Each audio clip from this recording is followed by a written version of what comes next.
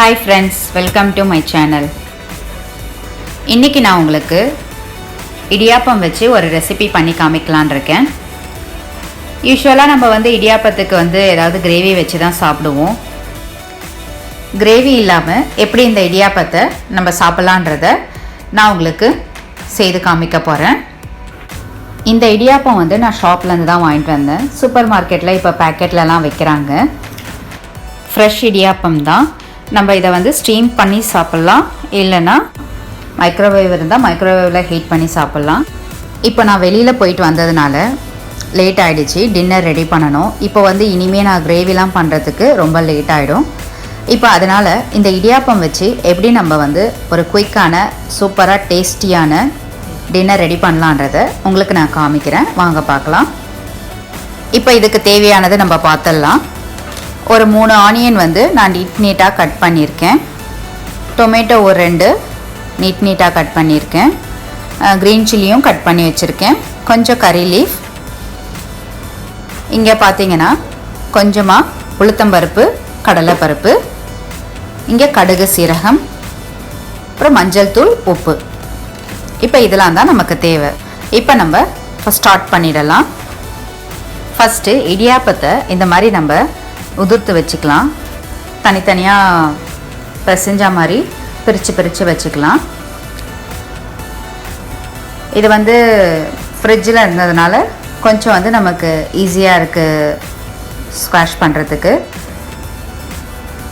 இதே மாதிரி எல்லா இடியாப்பத்தையும் ரெடி பண்ணி வச்சிடலாம்.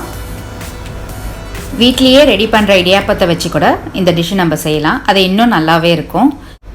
ஷாப்புக்கு போனதுனால நான் ஷாப்லேயே இடியாப்பத்தை வாங்கி வந்துட்டேன். பட் வீட்லேயே பண்ணி செய்கிறதும் ரொம்பவே நல்லது.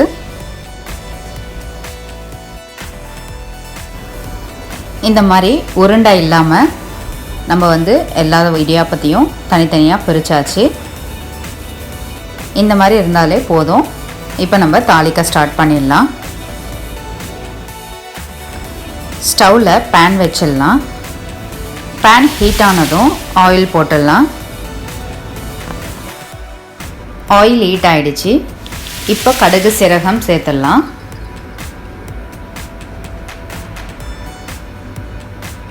இப்போ கடலைப்பருப்பு, உளுத்தம்பருப்பு சேர்த்துடலாம்.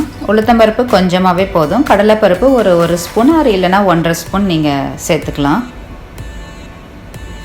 இப்போ கட் பண்ணி வச்ச க்ரீன் சில்லி போட்டுடலாம். கருவேப்பிலை போட்டுடலாம். இப்போ ஆனியனும் சேர்த்துடலாம். ஆனியன் இந்த மாதிரி நீட்டாக இருந்தால் ரொம்ப நல்லாயிருக்கும். நல்லா மிக்ஸ் பண்ணி விடுங்க. ஆனியன் நல்லா ஃப்ரை ஆகட்டும்.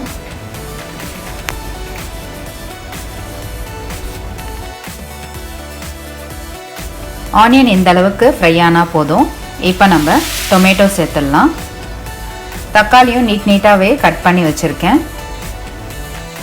தக்காளி ரொம்ப போட வேண்டாம், ஒரு 2 மீடியம் சைஸ் இருந்தாலே போதும். தக்காளி நல்லா மிக்ஸ் பண்ணி விடுங்க. இப்போ நம்ம சால்ட் ஆட் பண்ணிடலாம். சால்ட் ஆட் பண்ணிட்டோன்னா வெங்காயம், தக்காளி கொஞ்சம் குயிக்காக ஃப்ரை ஆகிடும். இப்போ கொஞ்சமாக மஞ்சள் தூள் போட்டுக்கலாம்.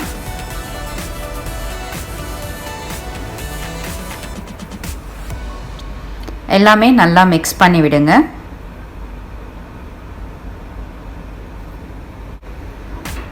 தக்காளிலாம் இந்த மாதிரி நல்லா வதங்குற வரையும் ஃப்ரை பண்ணிக்கோங்க, வெங்காயம், தக்காளி. இப்போ நம்ம இதில் இடியாப்பம் ஆட் பண்ணிடலாம். அந்த உதிர்த்து வச்ச இடியாப்பத்தை இதில் சேர்த்துடுங்க.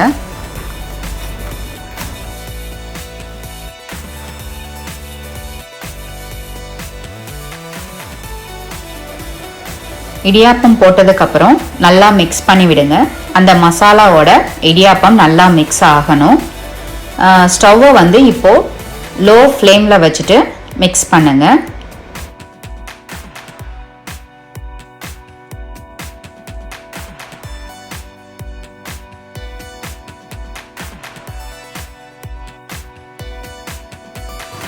ஒரு 5 to 6 minutes லோ ஃப்ளேம்லேயே வச்சு நல்லா மிக்ஸ் பண்ணி விடுங்க. அவ்வளோதாங்க, குயிக்கான ஒரு டின்னர் ரெடி ஆகிடுச்சு. ரொம்ப டேஸ்டியாக இருக்கும் சாப்பிட்றதுக்கு. நமக்கு கிரேவி இல்லைன்ற கவலையே வேணாம். இந்த மாதிரி நீங்கள் வந்து ஒரு குயிக்காக ஒரு டின்னர் ரெடி பண்ணணும்னு நினச்சிங்கன்னா இந்த மாதிரி நம்மக்கிட்ட இடியாப்பம் வந்து இருந்ததுன்னா நீங்கள் இந்த மாதிரி ஒரு டிஃப்ரெண்ட்டாக ட்ரை பண்ணி கொடுத்தீங்கன்னா பசங்கள்லேருந்து எல்லாருக்குமே ரொம்ப பிடிக்கும். ரொம்ப டேஸ்டியாகவும் இருக்கும். பருப்பு, ஆனியன், டொமேட்டோ எல்லாம் இருக்கிறதுனால. அவ்வளோதாங்க, ரெடி ஆகிடுச்சு. ஸ்டவ்வை நம்ம ஆஃப் பண்ணிடலாம். இப்போ சூடாக சர்வ் பண்ணிடலாம்.